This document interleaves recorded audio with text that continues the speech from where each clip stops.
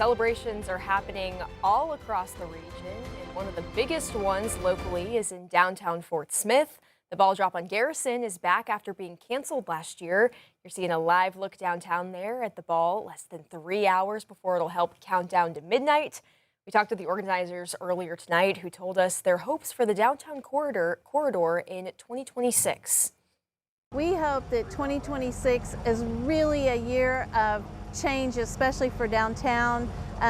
We have a lot of things going on. The CBID has projects, Main Street Fort Smith has projects, we have projects. With everybody working together, we think that you're really going to start seeing a change downtown.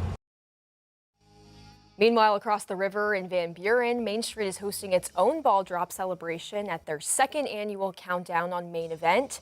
Folks out there got to enjoy some live music, some shopping deals from local merchants, and of course, they're awaiting the countdown to midnight. It's a 15-second countdown, so we'll drop the ball down right in front of the stage right at midnight. It'll touch the ground at midnight. As soon as it touches, we'll be celebrating, champagne toasts, just having a good time. Looks like a lot of fun out there, and if you're just staying home tonight, why not spend it watching some of the celebrations across the nation with us over on 5 News Plus. You can see the big ball drop in Times Square or watch the light show at the Washington Monument.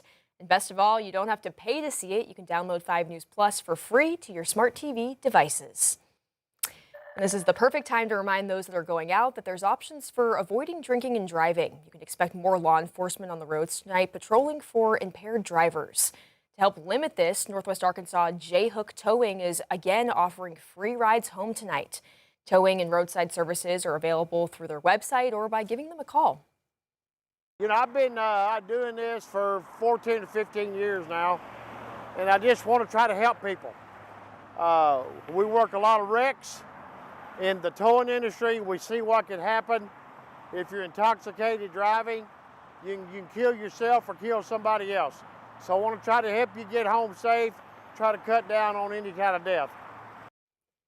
For all the Oklahomans, officials are warning about the new DUI law that's in effect tonight. Now even a first DUI can be a felony no matter your age.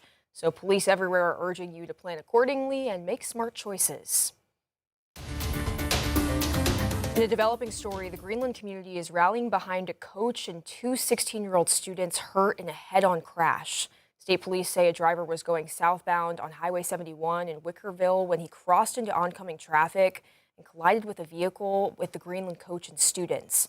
The driver, 23-year-old Dylan Wagner, died in that crash. State police say the other vehicle was being driven by Jeremy Shopper, a Greenland school district teacher and assistant basketball coach.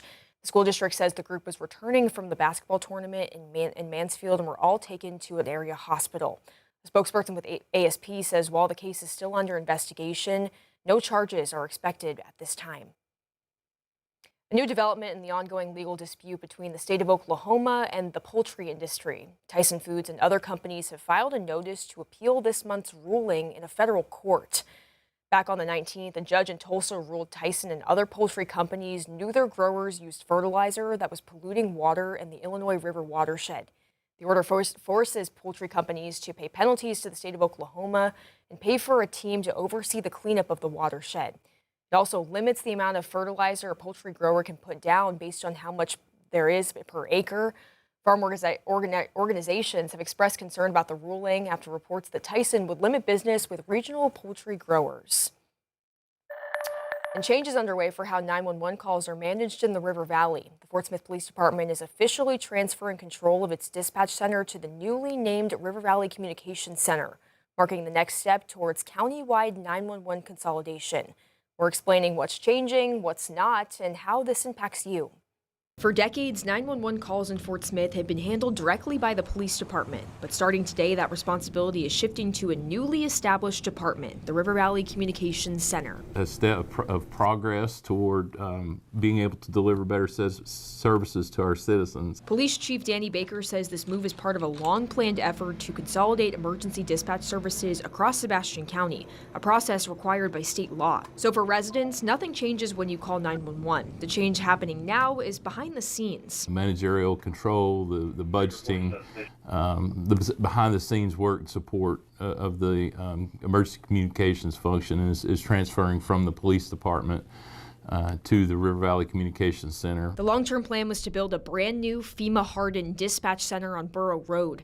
But Executive Director Dr. Wes Milam says funding challenges have put that project on hold. I am still continuing to look for ways to raise funds and to locate a site for the River Valley Communications Center to fully be a standalone facility within the next 2 years. Instead, all dispatch operations will temporarily remain inside the Fort Smith Police Department building. We'll be working to get all of the public safety agencies in the Sebastian County onto the same CAD system.